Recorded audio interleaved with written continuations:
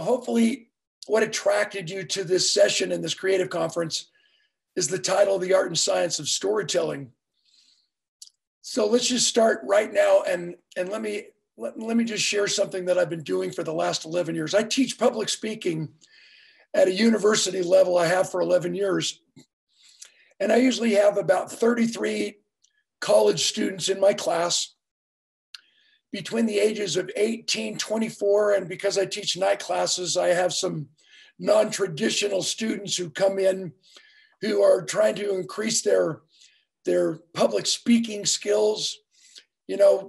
Warren Buffett, the billionaire, he's so famous for saying you can actually increase your value in the workplace by 50% just by becoming a better public speaker. So there's reasons for us to focus in on the art and science of storytelling. But if you can visualize my college class, and it's a 3-hour course once a week, so they get 3 college credits.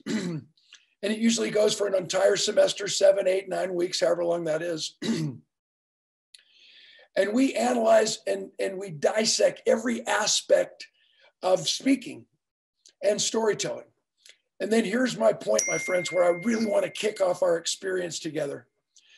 My final examination, I call the last lecture, taken from a professor here in the States by the name of Randy Pausch.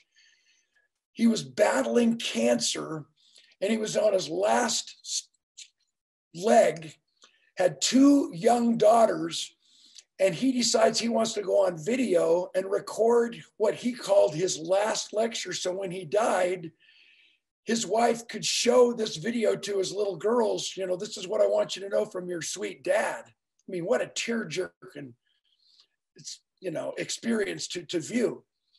So I stole his last lecture title, and that was the final examination for every one of my students. And to set up the mindset, what I said was, what would you drive 5 hours one way to say to somebody for free? Not even gas money. What would you drive 5 hours one way to say to somebody for free? And if you wouldn't do that, you'll never become a dedicated public speaker, storyteller. And the reason why I say that is because you have to believe in your message. You actually have to believe that you have a calling to change the world, one story, one speech, one book as you write the book, one experience at a time. So I wanted to plant that seed so that when we click off today, forevermore, you will always be focused in on, if you had 1 hour to live, what would you say to the world? And start consolidating your philosophies, your life experiences, your life-changing ideas into what you really want to be remembered for. And when we pass away, when we have our funeral, when we have our celebration of life, as crazy as that sounds, what will someone say about you? What will someone say about me? And if they only talk about the money we've made, or the cool car we drove, or the title we had, and all these superficial things, we've lived a pretty shallow life. And I say that because as we start focusing in on what is our last lecture, what is our message, who are we, that encourages us to embrace the art and science of public speaking. Because if we have a message that we want to share, if we have a philosophy we want to share, if we have a belief system we want to share, if you're an entrepreneur and you're trying to raise money, capital to start your business, to make your dream come true, if you're selling something like financial products, insurance, fitness, it doesn't matter. Obviously, the goal is not to do business with everybody who wants what you have. The goal is to do business only with those who believe what you believe, so they choose you, not just somebody who does what you do. So what gives us the competitive advantage is becoming awesome public speakers, amazing, compelling, fascinating storytellers. Does that make sense? For those of you who are on the screen, just kind of nod your head or wave your hand, see if you agree with me. And maybe that's why you were attracted to this session. And having said that, let's just talk about storytelling with the invitation that in the chat, with Aiden as my moderator, you can actually ask me a question. And at the end of our 40 minutes together, we're going to open it up to 10 minutes of question and answer, where Aiden will actually, ask me one of your questions, illuminate it, and we can talk more intimately if that's okay. So let me just begin by sharing what I call a signature story. Of all the experiences you've had in your life, which one would you tell in every speech? If you were given 5 minutes to speak, 30 minutes to speak, an hour, 90 minutes, you want to do a half-day training, what is your one signature story that helps you illuminate your last lecture? Well, I've got several signature stories, but the experience that I had that actually helped me become a professional speaker, a Hall of Fame speaker, is simply this. I played American football for 13 years. And one day in a tackling practice, I was paralyzed for 14 months, went to 16 doctors, and now I've recovered. Question, did that move you? Did that teach you any steps of resiliency? Did that help you become a better version of yourself? Would people say, oh my gosh, you got to hear this guy speak. You got to hear this story. This is so inspiring. No. So that's the element of the story. That's what happened to me. Now let me share the embellished version, because I believe that every single story should be funny, provocative, and emotional. Funny, provocative, which means we add a quote. We help us understand by deepening the message, and then we make it emotional so that people remember it. On an aside, we don't learn to know, we learn to do, right? Knowledge is power, but knowledge has no heart. All the information in the world is not going to make a person successful. It's like the guy who has 3 PhDs, one in philosophy, one in psychology, one in sociology. He doesn't have a job, but at least he can explain why. So at the end of the day, reason leads to conclusions, but it is emotion that leads to action. Reason leads to conclusions, but it is emotion that leads to action. Let me stop. I just exemplified, I just showcased what I'm talking about. Knowledge is power, but knowledge has no heart. We relate to something that we're all familiar with. We've all heard that, at least part of it. Which means we don't learn to know, we learn to do. Wow, it's kind of provocative. That's kind of interesting. Now you make it funny, and now you tie in the emotion. Reason leads to conclusions, but it is emotion that leads to action.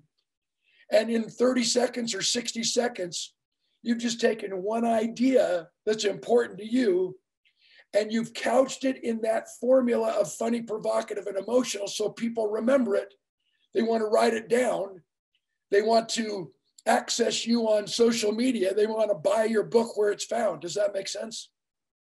So let me showcase my signature story. And just pay attention when I put in all these different elements. And I think that's the best way to get your juices flowing on the art and science of public speaking, because there's a real formula to this. And you can do it on any one of your stories, especially when you figure out what your signature story is, what your last lecture is. And on an aside, I've got courses available. I want to keep in touch. Whatever I can do to help you take yourself to the next level as a public speaker in storytelling. I want to be your coach. I want to be your mentor. I want to get that right out of the chutes. This means an awful lot to me that all of you have engaged in this experience together. My story, I played American football for 13 years total until one day in practice, the dream ended. We had a tackling drill. Coach blew the whistle. Two of us ran into each other full speed. The only parts of our bodies that made contact, Lyle's helmet crashed into my helmet in a violent head-on collision. My right shoulder was smashed into the cutting edge of my fiberglass pads, and we slammed to the ground. When Lyle got off of me, my eye drooped. I had loss of speech. I couldn't talk anymore. My right side was paralyzed, and my arm dangled helplessly at my side. Coach comes running over. Clark, what happened? He says, whoa, are you from Liverpool? You better just lay there. I said, just kidding.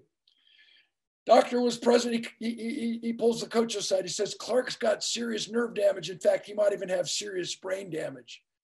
Coach looks at him and says, how will we ever know? Nice guy.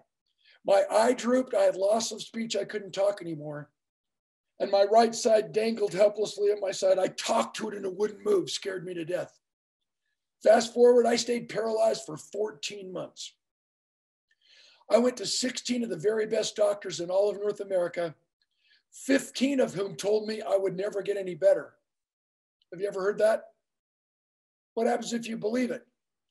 You never get any better.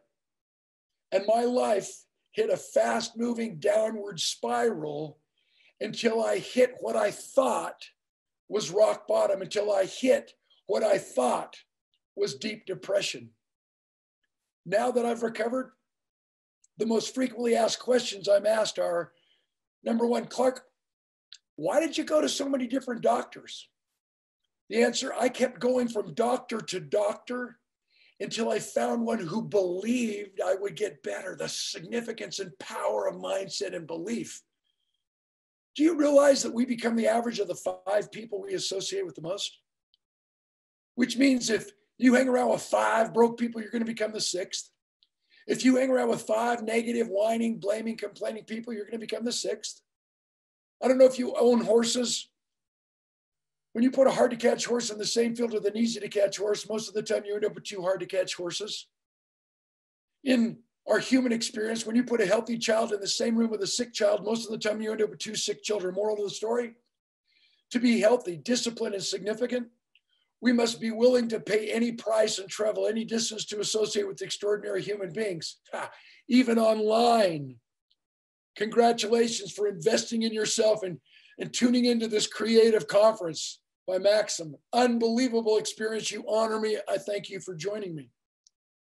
The next frequently asked question was, why did you stay paralyzed so long? The answer is I confused who I was with what I did. Do you? You see, I thought I was a football player when in reality, that's just what I did. It's not who I am as a man. And when we identify ourselves in terms of what we do instead of who we are, we become a human doing instead of a human being. Unacceptable of significance is what we seek. Next question. I said I hit what I thought was rock bottom. No one ever hits rock bottom. We hit rock foundation. We hit rock belief. We hit the baseline core values on which we were raised. And during this COVID-19 pandemic, if our organizations, if our enterprises, if our businesses seem to have hit rock bottom, if they've been decimated by the pandemic, they did not hit rock bottom. They hit rock foundation. They hit the baseline governing principles on which they were built. So the question is, currently, right now, as we try to recover from COVID-19 and the pandemic, are your current beliefs deep enough, strong enough, and true enough to equip you and empower you to respond to rapid change? You know, when my Aunt Lucy was 63 years old, she started walking 5 miles every day. Now she's 91 and we don't know where she is. We laugh, but the number one limiting belief that holds us back is trying to focus on a strategic direction and figure out where we're going and what it's going to be like when we get there. When in reality, we need to answer, where are you right now? No matter what your past has been, you have a spotless future. You can't always control what happens, but you can always control what happens next. It's like ordering an Uber ride that requires that we enter in our current location. And if we lie about where we are, the directions won't work. The last question I was asked, I'm frequently asked now that I've recovered from my football injury, Clark, how did you recover? Answer simple. I stayed paralyzed for 14 months because I was asking the wrong questions. Are you? I was asking the doctors how to get better when I should have been asking myself why. And once we answer why, figuring out the how to becomes clear and simple. Not easy. The hard is what makes it great. We still have to put in the work and do hard things. But once we focus in on our reason, our why, and make sure it's our why and our why is bigger than our why not, figuring out the how to and what to do next becomes clear and simple. There you go. I threw in philosophy. I threw in resiliency. I threw in some humor. I taught. And if someone asked me, Clark, what's your message to the world? I thought I was depressed. When in reality, I learned there's a giant difference between being depressed and being disappointed. Huge difference between being depressed and being discouraged or sad. And with a high spike in suicide right now, domestic violence, all those mental wellness, mental health issues that no one's been talking about during COVID and the pandemic. Here's our chance as spokespersons to actually give people hope and throw in these little nuggets of wisdom as we share our signature story. So does that make sense? Did you understand the process and how fun and exciting it is to, once we introduce ourselves to our message? My message, don't feel sorry for yourself. Get up and go again. Surround yourself with people who remind you you cannot quit. It's a league rule.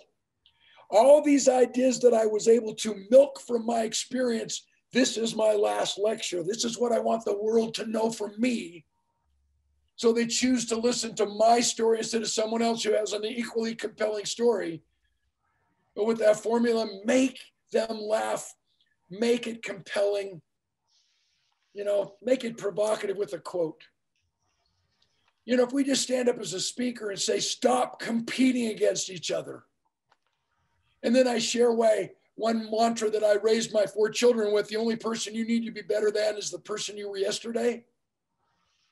That's too much information without some sort of a quote to back it up that they can hang their hat on. So I say, well, remember Einstein builds our credibility. Remember Einstein said, everybody's a genius. But if you judge a fish by its ability to climb a tree, it will spend its entire life believing it is stupid.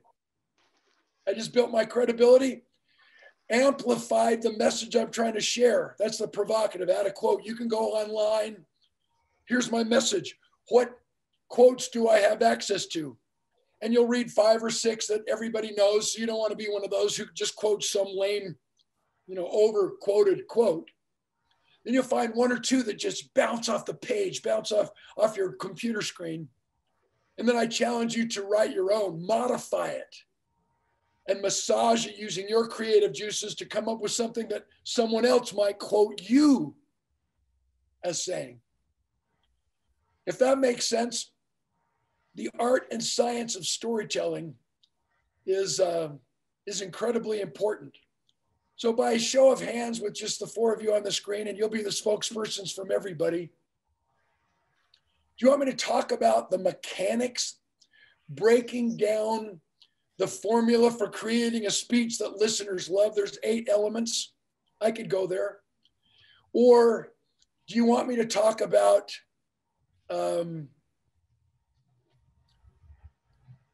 the significance of writing a story beginning with the punchline? Let's just give me the thumbs up on the first one. Do you want me to give you the 8 elements, which I'm prepared to talk about everything? You want me to give you the 8 elements of crafting and creating a speech that listeners love? Remember, I'm in the Hall of Fame, named one of the top 10 speakers in the world. And I've had so much experience trying to figure it out only as a storyteller. That's how I decided to position myself. Or do you want me to just talk about a story? Here's how it begins, and then here's how we massage it, which I've already illustrated. Give me an idea. I'm looking on the chats here, and I'm seeing hello from everybody. No real feedback or question. I think the yeah. first one is what's the most popular, Dan. Okay, the 8 elements. Yeah. Okay, perfect. I love it. Okay, so get ready, baby. And what I'll make available, I didn't want to share a screen. I just wanted to. It's Dan Clark 6 and 2 in public speaking. You never stand behind a podium because that puts a barricade between you and that heart-to-heart connection with the audience. Number 2, I'm not a big fan of PowerPoints, even in the high-tech world in which we live, because most people who put a PowerPoint slide up on the screen, even in virtual, but especially live, it means they're not fully prepared and they usually just narrate the slide. But because some of us have technical slides required to put on the screen a graph or something, just remember you should never have more than 12 slides in a 60-minute, 1-hour presentation. And when you put the slide up, you leave it up long enough for people to understand it. But if you keep it up, they will look at the slide instead of you, which now creates a second barricade. You want to eliminate the podium. But what you need to do, if you're going to use slides, no more than 12 slides in a 60-minute presentation. And between every slide, you need a black slide. You put up the slide, everybody watches, everybody reads, everybody engages, but you don't want them to look at the slide. You want them to re-engage with you. So now you put up a black slide, the dark slide, so that they have nothing else to look at except you, and you regain their eye-to-eye, belly-to-belly, heart-to-heart connection, which is so critical, especially if you focus in on storytelling, which is what is so critically important and why we remember what someone says. We remember how we feel, not what someone says. And that's so critically important that we accentuate this. So having said that, the 8 elements of crafting a speech, a Hall of Fame speech that listeners love. Difference between talking and teaching. Think about it. We have to connect. Step number 1, element number 1. It's called the outside introduction. And I'll put this together and post it and give you a way to get a hold of me on my website. And so you have access to these 8 elements so you don't have to take any notes. That would be ridiculous if you had to put your head down while we're trying to talk and communicate eye to eye. Element number 1, it's called the outside introduction. Now, if someone asks you to speak for 15 minutes, your introduction is part of that time frame. If someone asks you to give a 60-minute keynote or a 90-minute presentation, your introduction is part of that precious time frame. And if you want to be a well-respected professional speaker, you start on time whenever possible, but you must end on time, which means you don't want some 5-minute lame introduction that starts with you at DNA and lists every single accolade that you've ever done. You want to consolidate it, and as a songwriter, which we'll be talking about in my second session this afternoon, we must edit so every word pays its own way. Let me repeat that. Edit so every word pays its own way. So element number 1, outside introduction, you write your own introduction. And it's what you want your audience to know about you. Not what you did when you were 9, not if you're on your 7th divorce, unless that's what you're going to talk about. So now you write what you want the audience to know about you that tees up your credibility so that they know what they can expect. And as Aiden read my little short introduction, that allowed me to dabble in various aspects of what I've been doing all these years and at least built my credibility as someone who could actually talk or teach the art and science of public speaking. You see what I'm saying?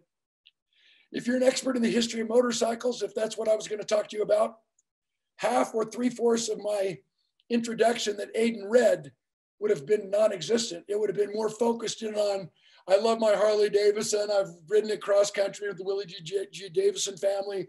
I was a motocross racing champion, blah, blah, blah. You see what I'm saying? Outside introduction.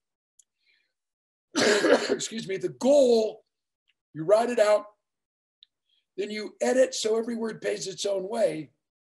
And it always concludes by, ladies and gentlemen, please welcome to the stage, Bryce Bagwell. Please welcome to the stage, or whatever. Mine says, ladies and gentlemen, please welcome to the stage a funny man with a serious message, Dan Clark, because I want them to know that I'm going to yank their chain, that I'm going to use self-deprecating humor. And if the gentleman who introduces me on stage has perfect hair that hasn't moved since 1977, I'm going to use that as an opportunity to engage with the audience and nail him. So look at this guy. He epitomizes, you know, the solidarity of your organization. His hair hasn't moved since 1977. And I'm intimidated because I'm losing my hair right here and I'm growing in places I don't even need it. My only choice is that the hair in my right ear grows long enough so I can comb it up over the top of my head and fake all of you out.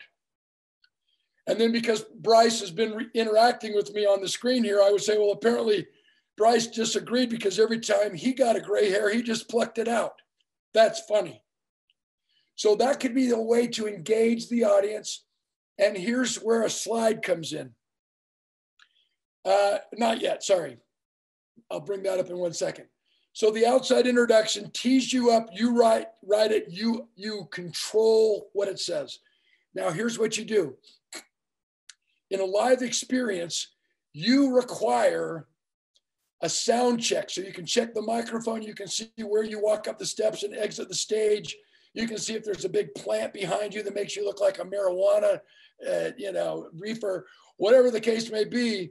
You have to be familiar, but more importantly, the person who's going to introduce you shows up so you can shake his or her hand and give them a printed out. Yeah, we're in a high-tech world. You give them a printed out 1.5 spaced in bold, 12 to 14 point, half a page written out introduction, and eye to eye you say, will you please read this as written? Because you don't want them to find out something about you from somebody you went to grade 8 with, or some young lady whose heart you broke, and here's her chance to let the world know that you're a complete jerk. You don't want that. You want to control the outside introduction. Please read this as written. That brings up the second element of 8, the inside introduction. And there has to be perfect continuity between outside introduction, which gets the audience's attention. Wow, I can't wait to meet this person. I can't wait to hear what he or she says. And what comes out of your mouth first, and what they see that appears on stage or before them first.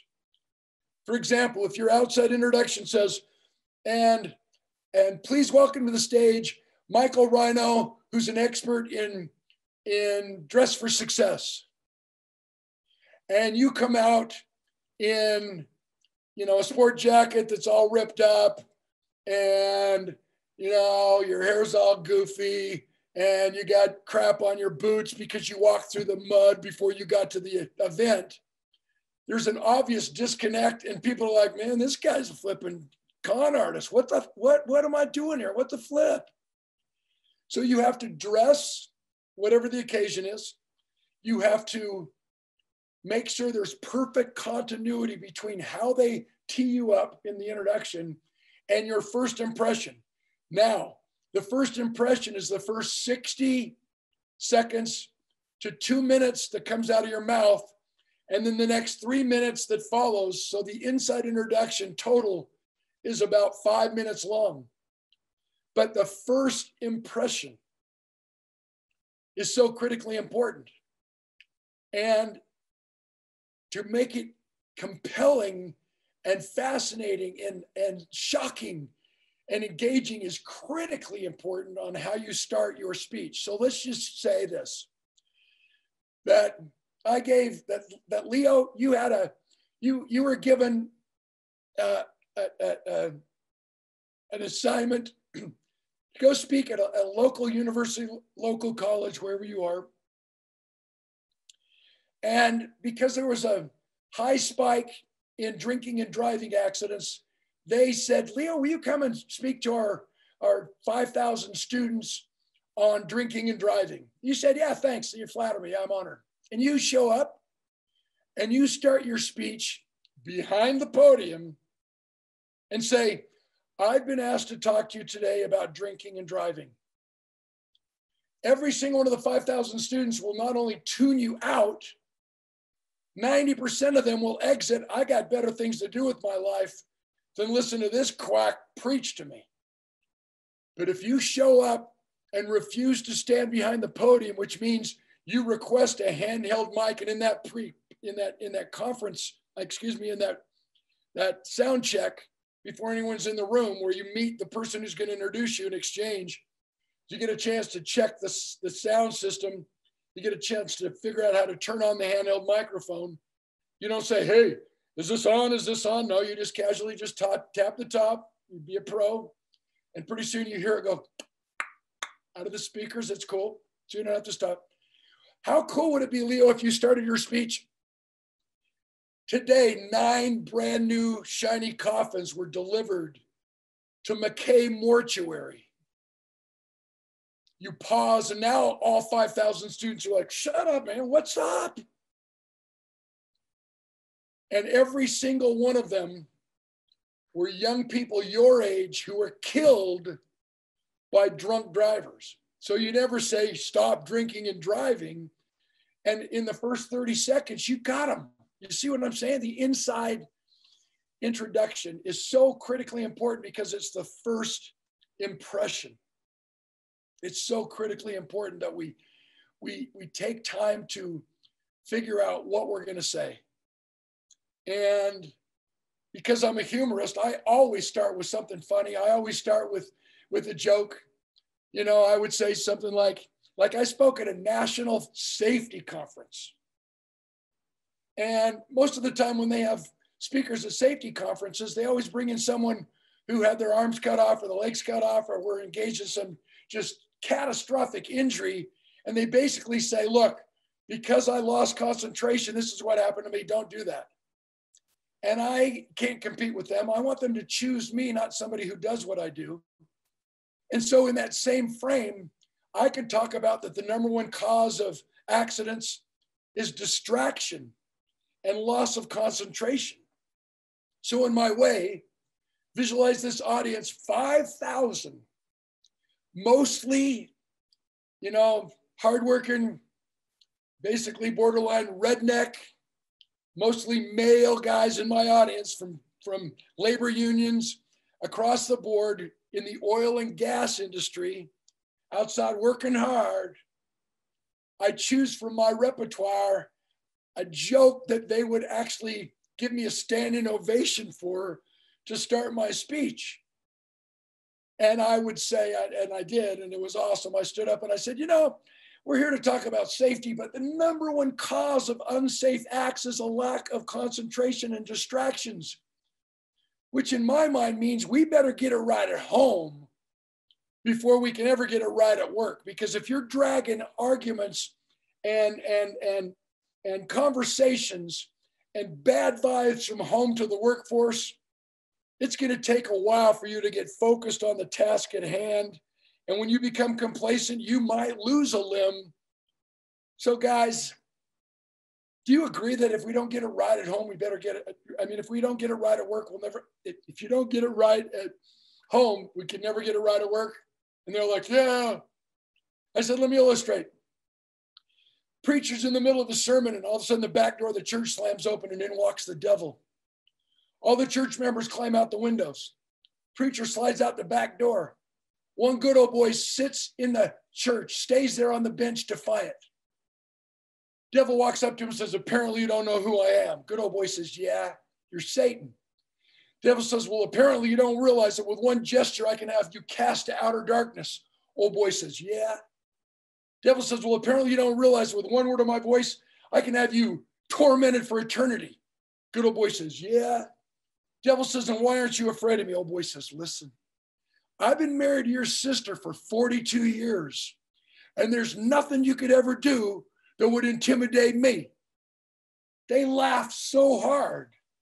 And right now in my inside introduction, not only have I engaged them and got their attention, not only have I illuminated the fact that we're going to laugh and that the learning experience is going to be an emotional experience, but I've made a point. So I never tell a joke unless it has a message. You don't want to tell a joke. If no one laughs, you bomb. But if you share a story that's funny, a joke that's funny with a message, and no one laughs, you never bomb because you still taught them a message. Third element, it's called the thesis. I don't know if you've ever been into a Baptist church just to listen to a Baptist preacher. He or she always tells us what they're going to tell us. Then they tell us. Then they tell us what they told us. So you're sitting there like, really? What we need to do with the thesis is make sure that we can answer in one or two sentences, what's your message? Again, back to how we began. What would you drive 5 hours one way to say to somebody for free? What is your message?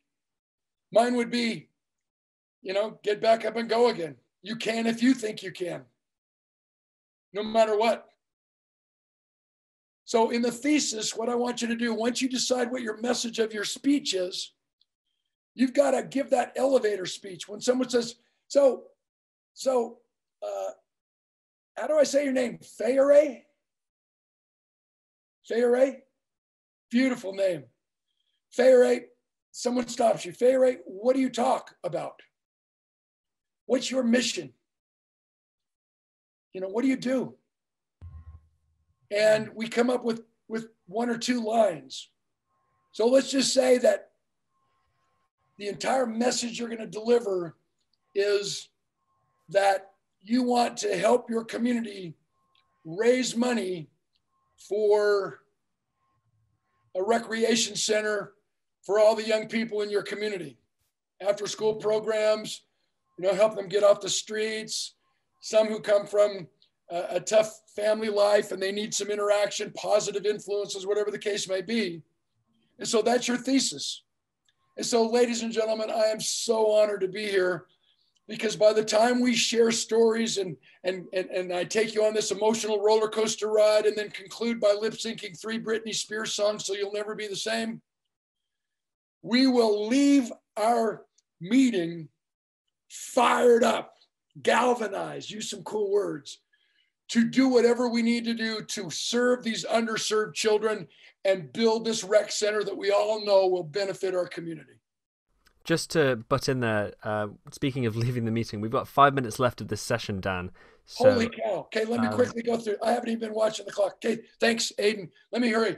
Okay, so fourth element is social proof. That's my favorite. That's the storytelling. That's where you put in your stories. Fifth element is the visual aid. The visual aid. And you, as I shared with you, the formula for visual aid. The sixth element is data-based research. You need to give 2 quotes. Wikipedia doesn't count. 2 quotes to build your credibility. Do some research on this or that. This is exactly how much the rec center is going to cost. This is what we need to do. Every person needs to donate this. The 7th element is basically leading up to that conclusion, which is the 8th element. So you tie those 2 in together. So the 7th element I call connection, where you actually have a chance to interact with the audience and make sure they understand where you are and give them a way to get in touch with you so that you don't go there at the end, and you can actually conclude with the action, call to action, element number 8. Because we're out of time here, and we can open it up just for the 5 minutes left. let me give you my website, danclark.com, danclark.com. And I want to give you a free book giveaway. Write this down. Speak, S-P-E-A-K danclark, danclark.com//speaker. And what you'll do is you'll fill in your name info and get my free book. And this will actually give you access to my Speak Like a Pro. And it's valued at $997. And I think we're giving it away for, I mean, like $100, $99, whatever that is, if any of you are interested. And again, let me give you that. Speak, S-P-E-A-K, go to speak.danclark.com/speaker. Speak.danclark.com/speaker. Thanks. I'll put it in the chat, Dan. Thanks. Okay. One final comment. Help me here, Aiden. Anybody want, give me a thumbs up if you learned anything. Give me a thumbs down if you think I suck and I need to work on my storytelling. Yeah, please, everybody, if you have any questions, please put them in the chat. We've got a few minutes left before we have to end the session. Just to kick things off, Dan, I noticed on your website you've met and worked with Bill Gates, Elon Musk, Barack Obama, and a bunch of other pretty high people. Is there a lesson that you have taken away from any one of them that has made the biggest impact in your life? Yeah, the lesson would be, Aiden, that you make a bucket list of who you want to meet, who you want to interview, which embellishes your storytelling, which gives you more experiences from which to draw and perfect and polish into one of your signature stories. So the coolest thing I could do in kind of a roundabout way of answering that amazing question from Aiden is to make a list of who you want to interview, and then just believe in your heart of hearts that you can find someone who can introduce you to someone who can introduce you to those people, where you have that access to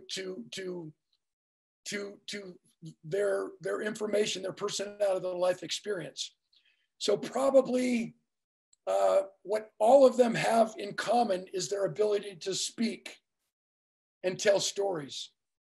Barack Obama, regardless of our politics here in America, I'm a big fan of Ronald Reagan because I worked in his White House back in the day.